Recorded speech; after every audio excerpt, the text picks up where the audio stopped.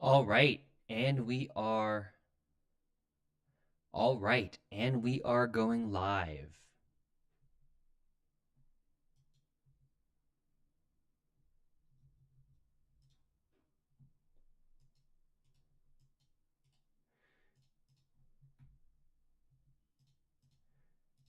Hello, everybody.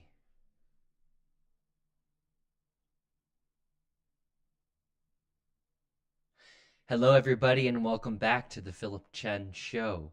Today, we will be looking at actual live data from an online e-commerce brand that I'm working with named Zootbee. Zootbee sells and produces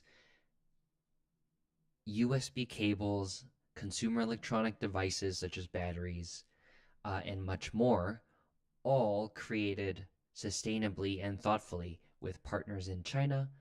And for every sale that they make, Zoopy donates a portion of the proceeds to a charity, a local charity. So we'll take a look at Zoopy's data uh, and see within their current setup of Google Analytics and Facebook ads.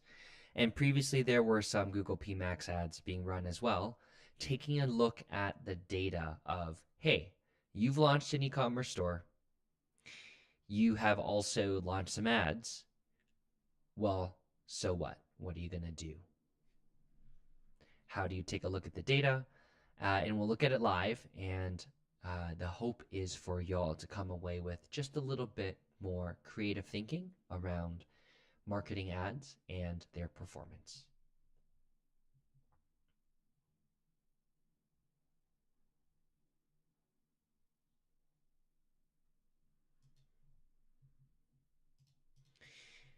Okie dokes. On the screen now, you'll see our analytics for the actual Zootbee site from April 1st and comparing it to March 1st to March 13th.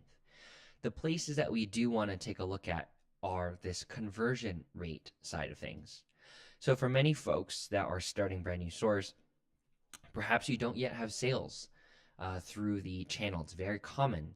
And one of the ways that you want to boost the sales is through an online ad platform, such as Instagram, through Meta, and or perhaps it's through YouTube or Google, maybe Google search. And so we'll give you guys a quick little look at the Zoopy website. It's fairly straightforward using standard Shopify implementation. They've got product pages. You've also got the other pages on the site, and then there's a shopping cart too as well. So in this case, beginning in April, excuse me, we started running a few different ads for 3 different products. And so the first, you'll see that we've got a battery that we've launched, a wall charger. There's actually an A/B test going up on this. And you can see the traffic that we drove, 96 clicks to the Instagram ads themselves.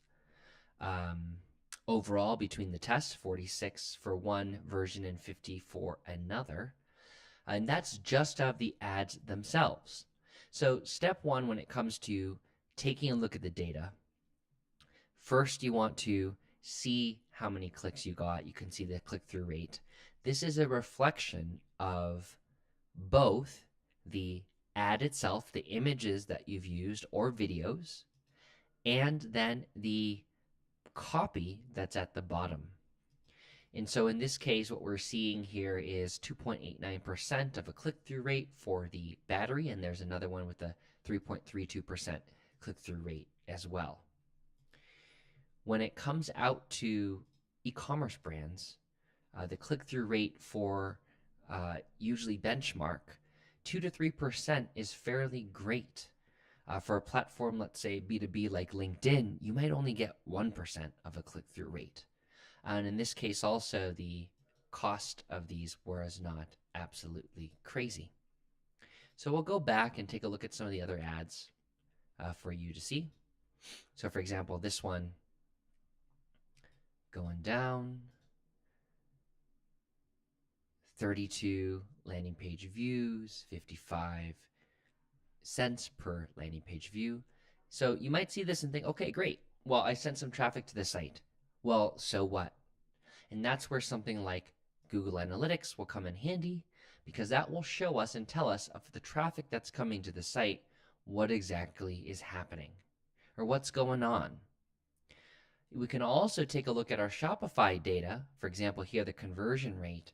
This is saying to us, of the 322 sessions that we're having in these past 2 weeks, there were 9 sessions that added something to the cart, and then 4 sessions that reached checkout, with 0 sessions converted, meaning no one purchased an object. So if you want to do something like, let's say, if we're considering this building a benchmark, of the different people that have come to the website, we have around a 2.79% rate of people adding something to the cart. So if we think about 3% of folks that even clicked the ad in the first place, man, only even less than 3% are then adding something to the cart. So that's one signal that the traffic that we're driving may not be ready to buy. If so, they would probably be adding more objects to the carts themselves. Let's say once you've added something to the cart, this is saying around half of the people are reaching checkout. So that's a fairly great number. By the time you're getting to the cart itself and then you're reaching checkout, there's probably some other thing that's going on there, because otherwise putting in the credit card number, maybe there's a one-click button, perhaps it's PayPal that can get used, that helps make the transaction much better or much more streamlined. That's great. So that's another lever you might be able to look at later on when you're looking at your e-commerce store. So in this case, let's go back to GA4, the latest version of Google Analytics. And you can just kind of see right now we're getting a ton of paid social traffic. That's because we're paying for it. And that's coming to the website, which is fantastic. So that's what we want. And on the other hand, what we want to take a look at is also the engagement. GA4 has migrated to a different kind of view where it's a really event-based, which is quite interesting. I'm still learning about it myself. In many ways, forms start here. Could be seeing the checkout side, and then the form submit, we've got an event count of 6.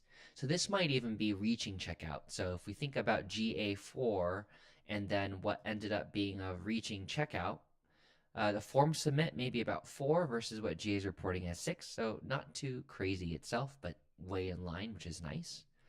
And then when we take a look at some of the conversions and pages and screens, you can also see where the most folks are going to. So we've got a bunch of 404 not founds, which is fairly interesting.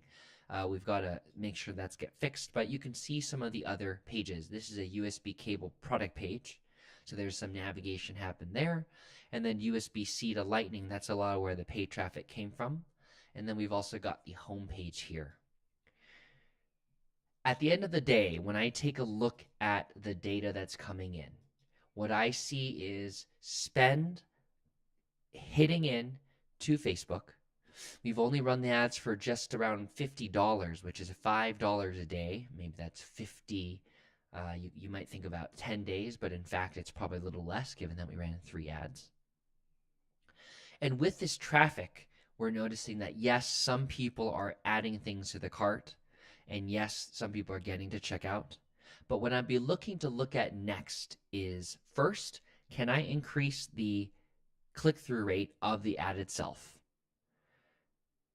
And that means better targeting, better creative, maybe some different acquisition hooks for the messaging, because increasing that number gives me a greater amount of people visiting the Zoopy site. And then if assuming that the conversion is equal and the site's optimized, we might get some more folks purchasing more objects. But what's important to understand is for the money that we're spending on Facebook, there is some additional tweaking to be done to remove folks that we just don't think are in the right persona or the right category of folks that are ready to buy the product.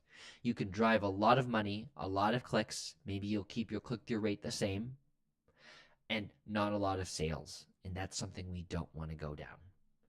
I'll be back next week with more data as we ramp up this e-commerce brand and giving it some more sales. And thanks again for tuning in and watching our episode this week of The Philip Chen Show, specifically digging into all of this.